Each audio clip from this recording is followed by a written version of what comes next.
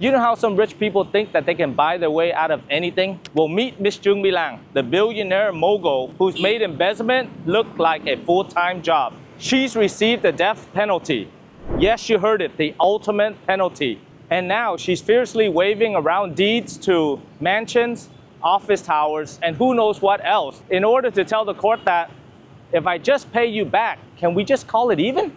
The problem?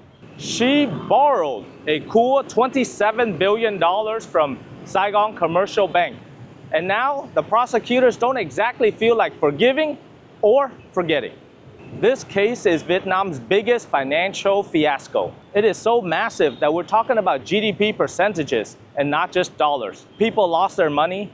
Investors were duped. The country's entire banking system is in a cautionary tale, thanks to Miss Lang. It's like a national soap opera, but with real people, real tears, and none of the melodramatic background music. The prosecutors want the death penalty, and Miss Lang is squirming like a fish on a hook, offering to pay back a fortune if someone gives her enough time and mercy to sell off her empire. It's insane, but trust me, that's just barely scratching the surface. Now, let's talk about how a woman on death row tries to pay off her crimes like an overdue parking ticket. So let's get started.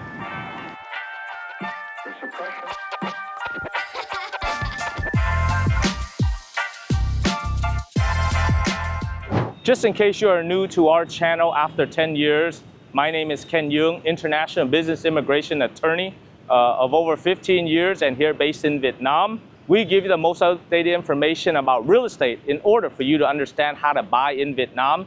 And that's what we're gonna talk about today in the biggest financial fiasco. So, Miss Truong My Lan, she was slapped with the death penalty last April, and we thought it was going to end there, but wrong. She appealed, and the prosecutors rolled their eyes so hard that they risked permanent damage. They say nothing she's done or promised warrants a second chance. No heartfelt speech, no plan to compensate SCB, none of it. So let's face it, her I'll pay back plan is similar to a burglar who offers to return your TV after they've already been caught red-handed and they've already pawned off all your jewelry. And while she sobs, saying that she's old, frail, and misunderstood, the prosecutors are not budging.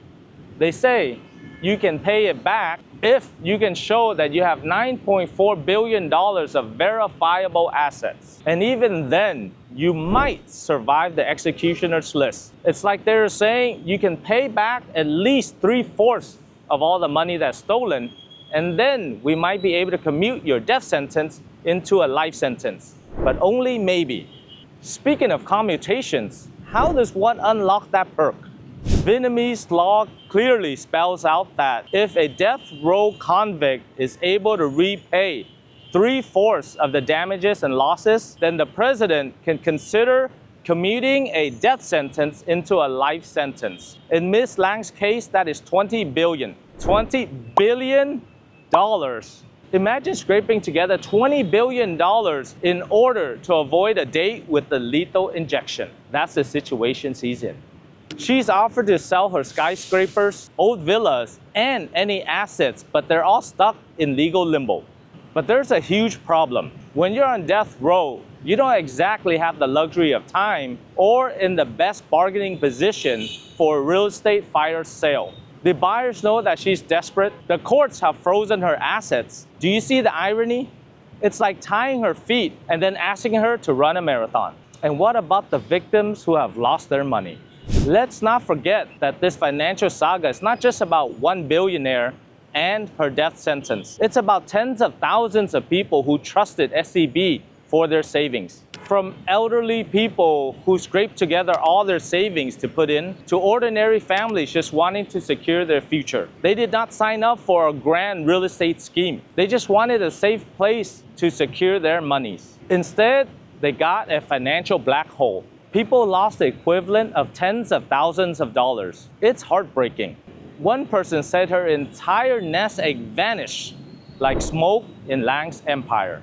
Imagine saying, don't worry, when this billionaire returns billions of dollars, you will get it back as well. Doesn't exactly sound comforting, does it? There's no guarantee that Lan's assets will be sold for what she says they're worth. The victims are in limbo, waiting for Miss Lan to conjure up billions of dollars just like a magician pulling rabbits out of a hat. But Miss Lan's not the only one pleading for mercy.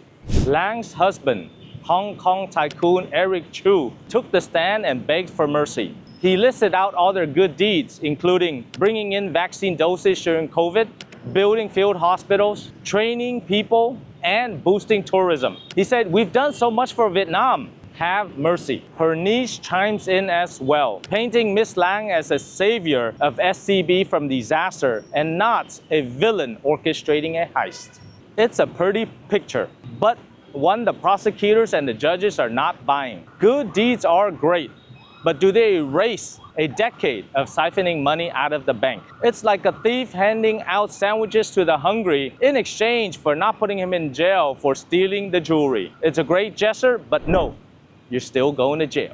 And speaking of jail, the courts are not making it easy. They've rejected attempts from Miss Lan to unfreeze her assets. They're asking for proper valuations and approvals. They're not just going to hand SCB the legal right to liquidate the assets on a silver platter. Everyone wants a fair trial, except Miss Lan, who just really wants this nightmare to be over. To top it off, there is confusion about what loans were made prior to the SCB merger. Miss Lan is claiming that she's being pinned for loans before she came into the picture. SCB is not giving any data. It's like a game of hide and seek with billions of dollars at stake. Speaking of billions of dollars, look, I know this story is complex and we're knee-deep in legal jargon, but that's exactly the point of this channel. We are here to untangle the wildest stories so you don't have to. And yet, 80% of you are not subscribed to our channel. It's free, it's easy, and we're not asking for $20 billion like Truong My Lan. If you value the deep dives into these jaw-dropping scandals, hit that subscribe button. And trust me, we have many other stories to tell. Now that we established the deal, subscribe, no billions required, and let's see if Miss Truong My Lan can pull this off. Is it even possible for her to cough up that cash? Just one of her scandals, she netted $12 billion alone. But can she unlock it now? Her lawyers are saying as long as she's facing the death penalty, who would negotiate a fair deal with her? But the prosecutors are saying that's not our problem, that's yours. The law is the law. And if you want your life spared, then you will find all the ways to unlock those frozen assets into $1 billion in cash. If not, no amount of crocodile tears or heartfelt speeches will matter. And what if she doesn't make it in time? If Lan fails to repay and faces the death penalty, this sends a thunderous message across Vietnam. You can't steal the equivalent of a small country's GDP and expect to only get a slap on the wrist. The country is saying to all future would-be financial criminals, this is the price you pay.